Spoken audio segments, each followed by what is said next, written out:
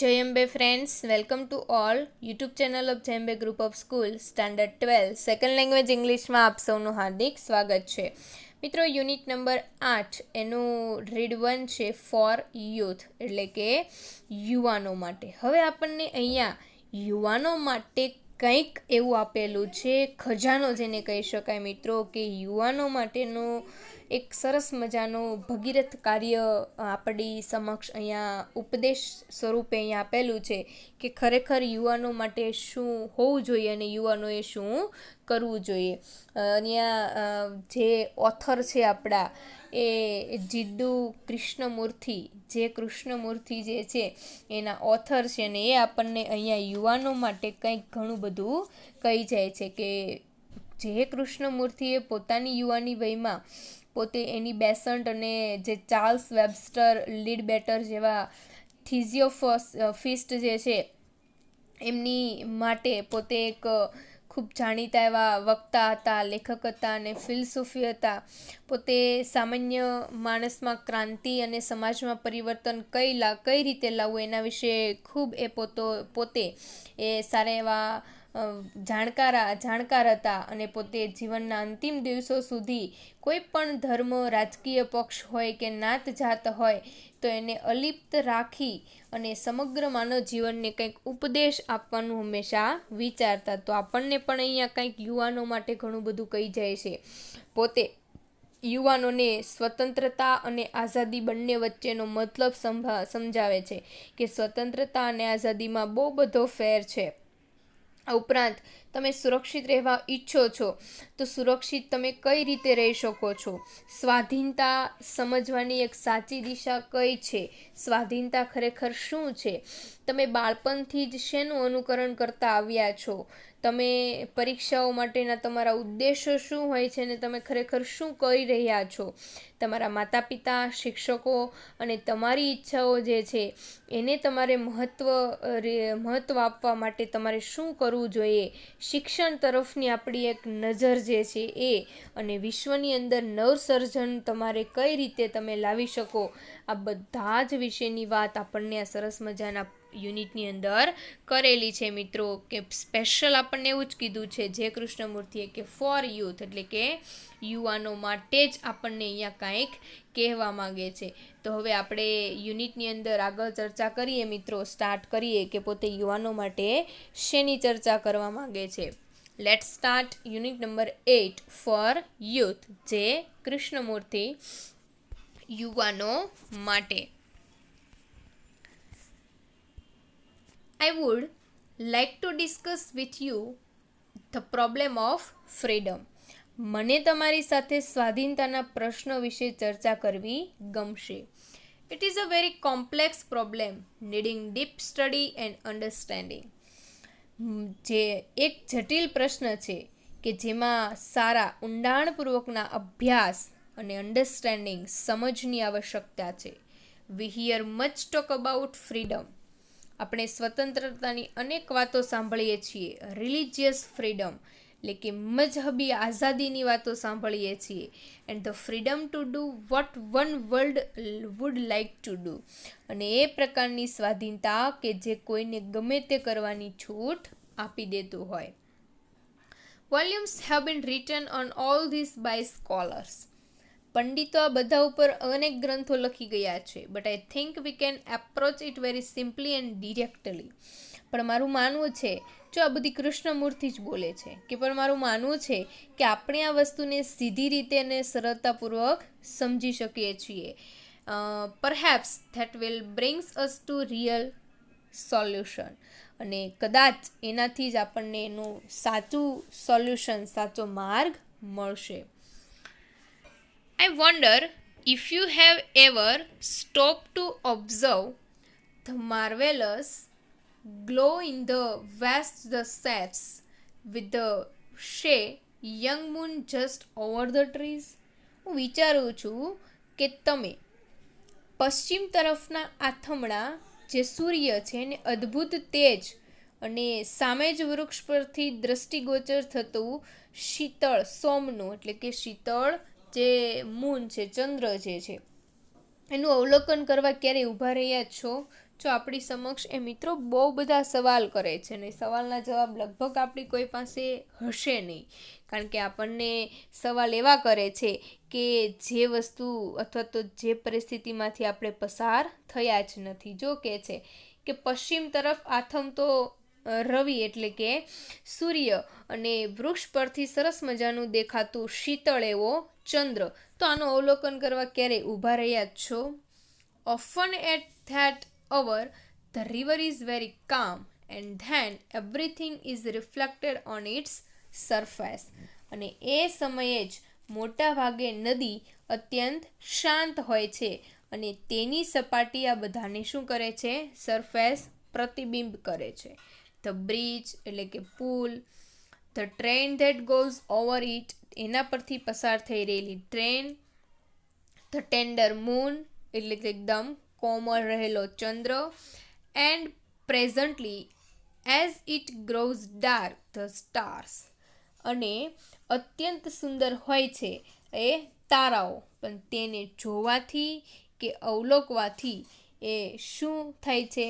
તો કે આપણે એને જોવાથી કે અવલોકવાથી આપણને ખબર પડે કે it is all very beautiful, તો કે આ બધું જ સૌંદર્ય છે, એકદમ સુંદર છે. And to observe, to watch, to give your full attention to something beautiful, your mind must be free of preoccupations. Must is not. આ બધું જ તમારું જોવાથી ને અવલોકવાથી એ નિરખવાથી તમારું ધ્યાન સૌંદર્ય તરફ ખેંચાશે. એટલે કે આપણને આ બધું જ જોતા એવું લાગશે કે આપણું ધ્યાન એની તરફ ખેંચાય છે અને તમારી અંદર પ્રશ્ન ઊભા થશે કે તમારું મન પૂર્વગ્રહોથી કાંઈક પીડાઈ રહ્યું છે અને એ પીડાતું મુક્ત થશે. મસ્ટ ઇઝ નોટ, શું નહીં થાય? It must not be occupied with problems. તો કે એ સમયે તમારું દિમાગ જે છે એ તમને કોઈ પ્રશ્ન ઊભા નહીં કરે. વિથ વરીઝ, કોઈ ચિંતા નહીં થાય. એટલે કે એ તમને તમારું દિમાગ કોઈ પ્રશ્ન ઊભા કરશે, ચિંતાઓ ઊભી કરશે. વિથ સ્પેક્યુલેશન્સ, તર્ક અને વિતર્કોની સાથે તમારું મન ઘેરાયેલું હશે. It is only when the mind is very quite that you can really observe. અને એ સમયે જ જ્યારે તમે દ્રશ્યનું સાચું અવલોકન કરી શકો કે જ્યારે તમારું દિમાગ, માઇન્ડ એકદમ શાંત હોય. For then the mind is sensitive to extraordinary beauty.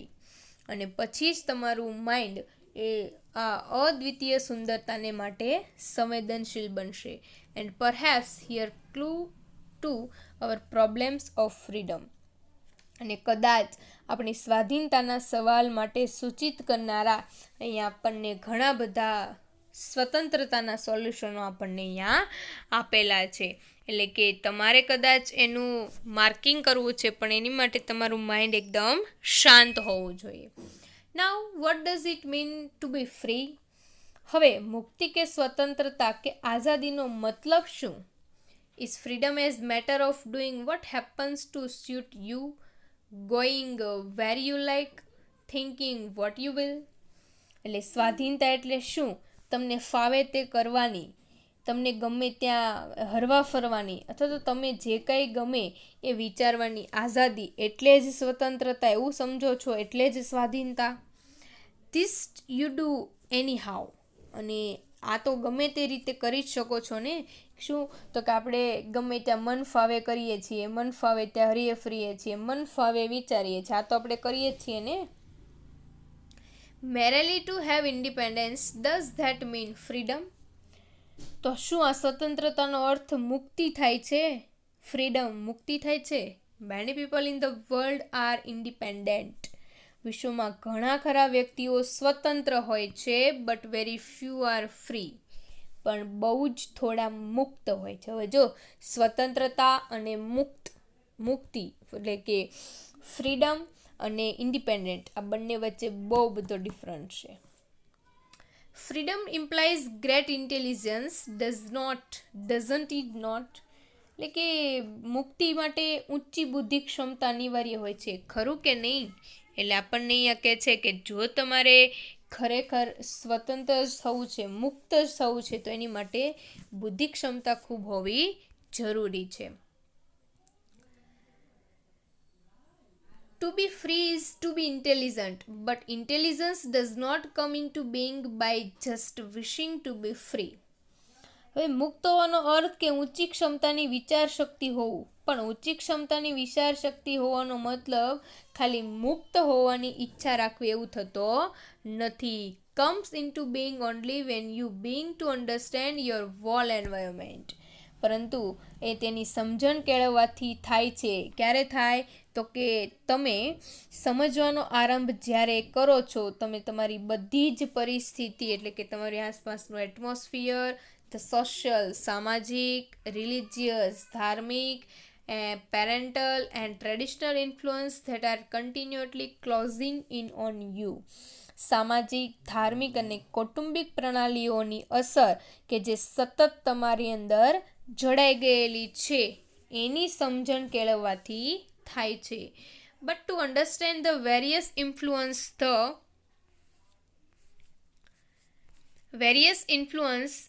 Influence of your parent.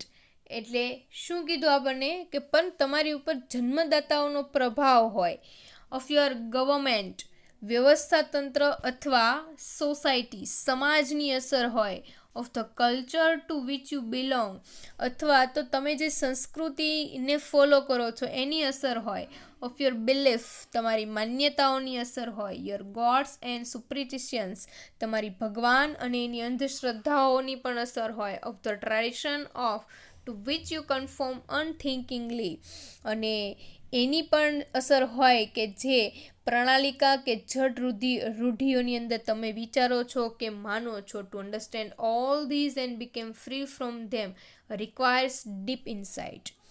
તો આ બધાને સમજવા માટે તેમજ આ બધામાંથી મુક્ત થવા માટે તમારે એ ઊંડી કોઠાસૂઝની આવશ્યકતા છે. But you generally give in to them because inwardly you are ફ્રાઇટન.